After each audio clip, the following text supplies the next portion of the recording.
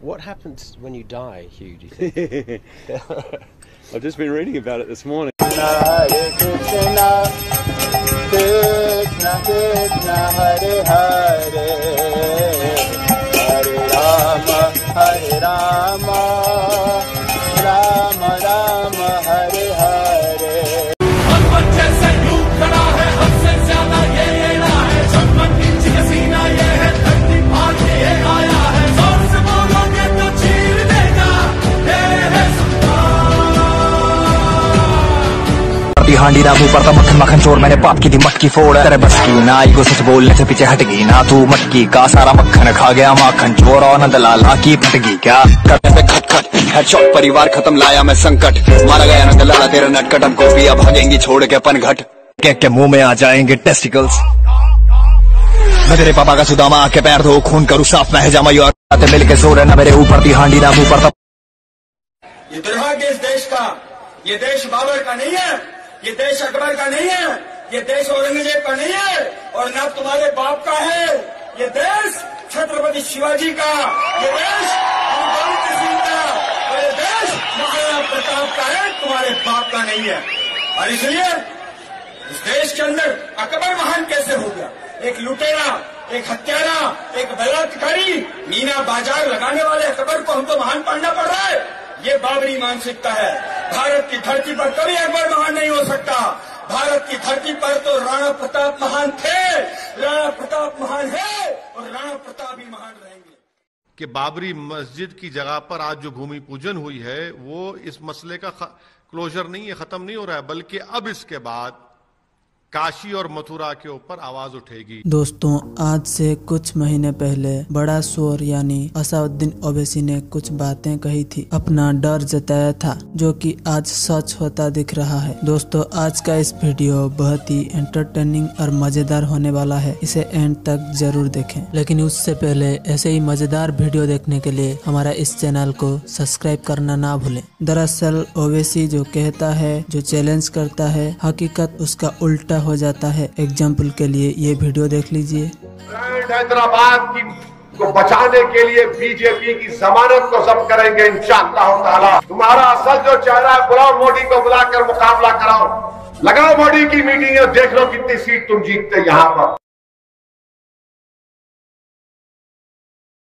असदुद्दीन ओवैसी के गढ़ हैदराबाद के नगर निगम के चुनाव में बीजेपी ने 48 सीट पर जीत हासिल करके जो करिश्मा किया है, उसके बाद राज्य के सियासी समीकरणों में भूचाल आता दिख रहा है।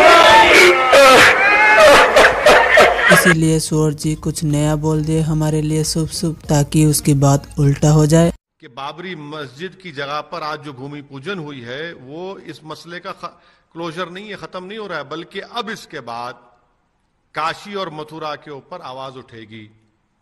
इस पर दबाकर ये लोग चंद वक्त के बाद, थोड़ी वक्त के बाद एजिटेशन शुरू करेंगे, एक धर्म संसद को बुलाकर रेजोल्यूशन पास करेंगे, उसके बाद आरएसएस अपनी बैठक में इसको अपना लेगा, फिर बीजेपी एक रेजोल्यूशन पास करेगी, फिर चौथा इस पर एजिटेशन होगा, फिर उसके बाद जाकर काशी और मथुरा की मस्जिद को शहीद कर देंगे, फिर कोर्ट में जाएगा, आस्था का मसला पैदा हो जाएगा।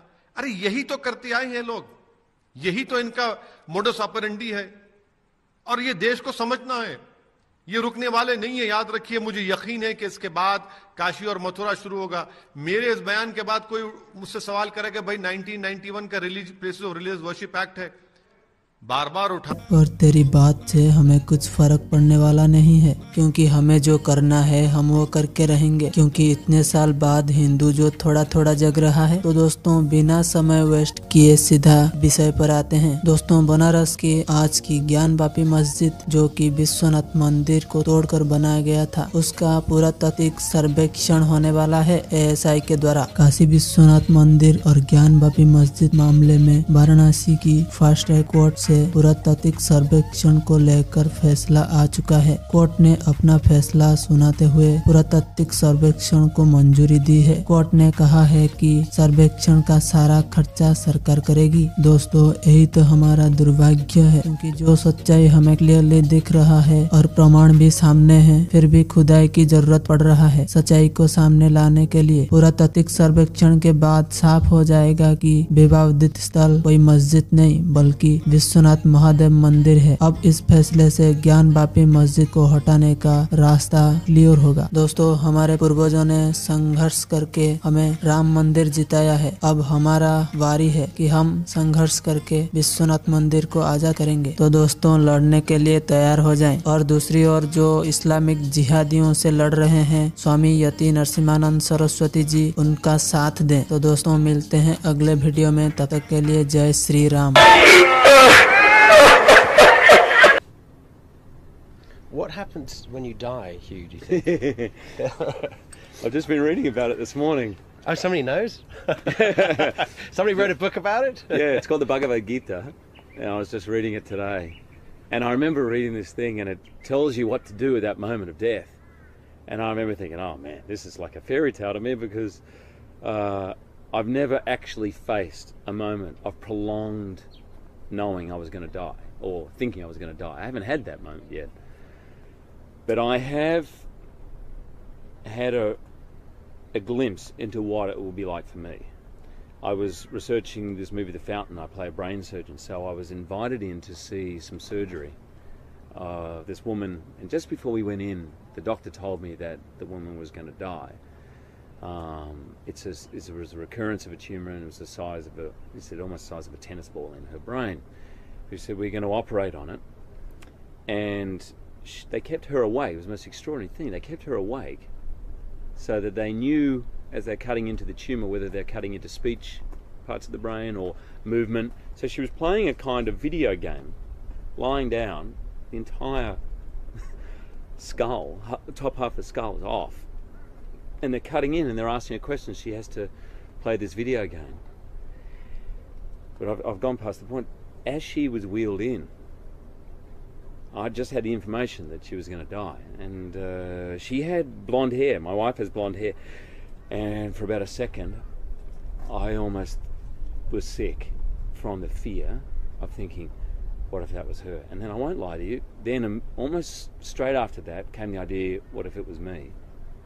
And I was terrified, absolutely terrified, because bottom line is, for all the work you might do in your life to prepare for that moment, I realised I was miles off it, miles off being ready.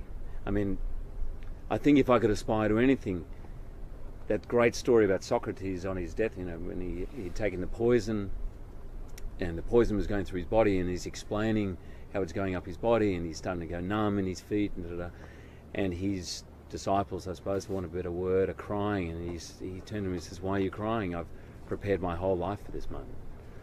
And he was fine with it. He was absolutely fine.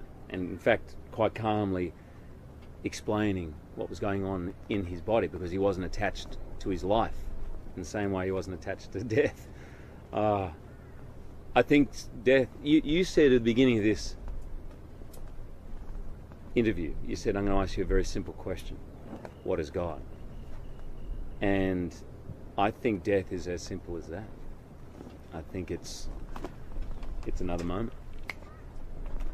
It's another moment that we live through. And my feeling is,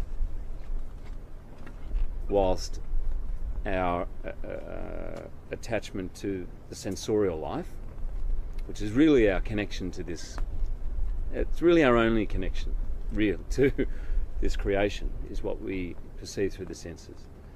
That goes, that somehow the soul, or the God within you, kind of carries on. I don't know. Maybe it takes. I've read lots of different things. You go into some kind of waiting area. You take on another body. I mean, I grew up with the whole idea of heaven and hell, and there'll be judgment. And I think there probably is, but I think it's just more simple, cause and effect. You whatever happens beyond death will be due to what's been going on in your mind at that moment of dying. What about the concept